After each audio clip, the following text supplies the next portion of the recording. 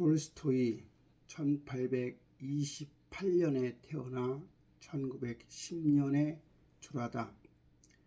톨스토이는 1910년 11월 러시아의 작은 기차역이었습니다. 아스타포역, 아무도 기억하지 못할 이름이었고 지도에서조차 찾기 어려운 곳이었습니다. 하지만 그날 전 세계가 이곳을 주목하고 있었습니다. 역장실에 한 노인이 누워 있었습니다. 82살의 노인이었지요. 하얀 수염이 길었고 몸은 뼈만 남았습니다. 바로 폐렴이었습니다. 고열에 시달리며 기침을 했고 죽어가고 있었지요.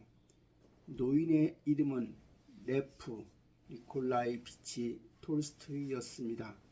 세계에서 가장 유명한 작가, 러시아의 양심이자 수백만 명이 존경하는 사람이었지요.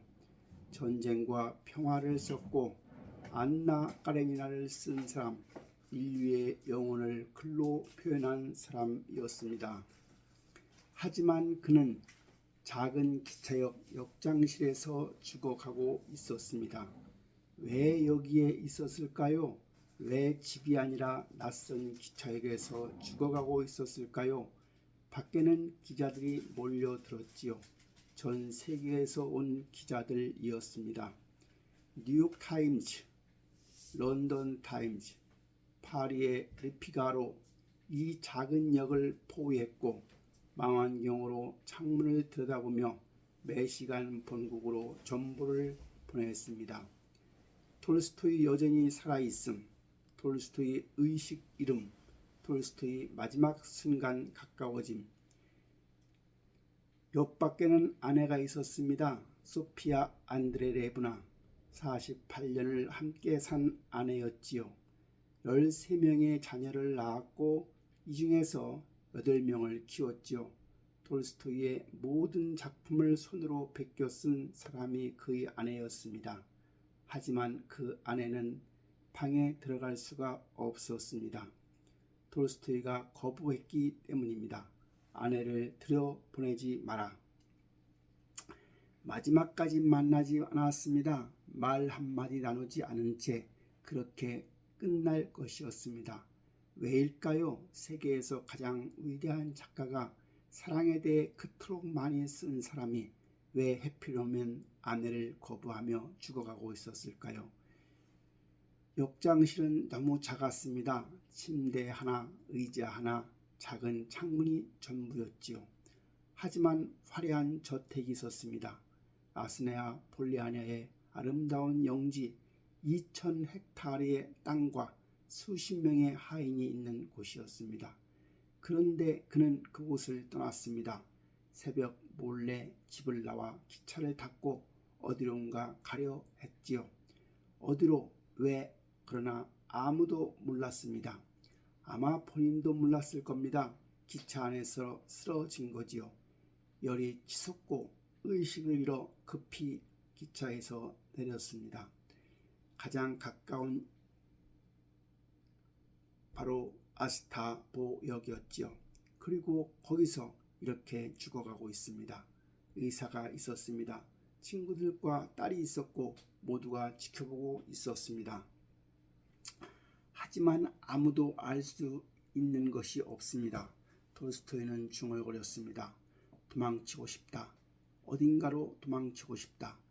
무엇으로부터 도망치고 싶었을까요? 명소로부터, 가족으로부터, 자기 자신으로부터. 그는 평생 진리를 찾았습니다. 신을 찾았고 의미를 찾았습니다. 어떻게 살아야 하는지 찾았습니다. 수십 권의 책을 쓰며 수백만 명을 가르쳤지요. 이렇게 살아야 한다고 말했습니다. 하지만 정작 자신은 어떻게 살았을까요? 완벽한 소설은 썼지요. 전쟁과 평화는 인류 최고의 수술 중에 하나이지요. 안나 까레니나는 사랑의 본질을 담았고 그의 글은 영원히 살아있을 것입니다. 하지만 완벽한 삶을 살았을까요? 진리를 찾았다고 말할 수 있을까요? 신을 찾았고 깨달음을 얻었다고 했습니다. 재산을 버려라, 권력을 버려라, 단순하게 살아라 라고 가르쳤습니다. 하지만 재산을 버렸을까요? 권력을 버렸을까요? 단순하게 살았을까요? 기적으로 그는 태어났습니다. 특권을 누리며 사치를 즐겼고 청년 시절에는 도박과 여자에 빠지기도 했습니다. 그리고 말년에 성인이 되려고 노력했습니다. 농민처럼 살려 했고 밭을 갈았고 직접 신발까지 만들었지요. 여전히 그는 저택에 살았습니다. 하인들이 밥을 지었고 아내가 원고를 정리했습니다. 귀족의 안락함 속에서 가난하게 살아야 한다고 설교했지요. 모순이었을까요? 위선이었을까요? 아니면 인간이기에 어쩔 수 없었을 것인가요?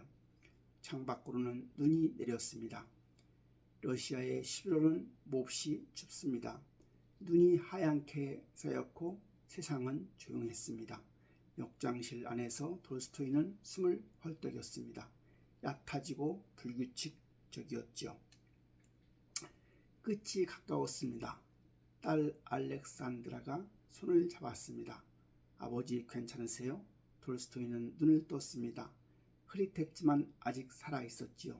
사람들에게 말해줘. 내가 목소리는 들리지 않았습니다.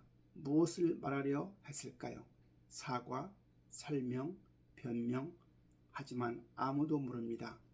11월 20일 새벽 6시 5분 톨스토이는 숨이 멎었습니다. 세계에서 가장 위대한 작가가 작은 기차역에서 이롭게 죽었습니다. 아내도 곁에 없이 홀로 죽었습니다. 전 세계가 애도했지요. 신문들이 호해를 찍어냈고 사람들이 울었습니다. 시대가 끝났다고 말했습니다. 하지만 질문은 남아 있습니다. 그는 성공한 것일까요? 실패한 삶일까요? 완벽한 소설을 썼지만 완벽한 삶을 살지는 못했습니다. 진리를 찾았지만 가족은 잃었습니다. 세계를 감동시켰지만 자신은 평화를 찾지 못했습니다. 이것이 톨스토이의 역설입니다.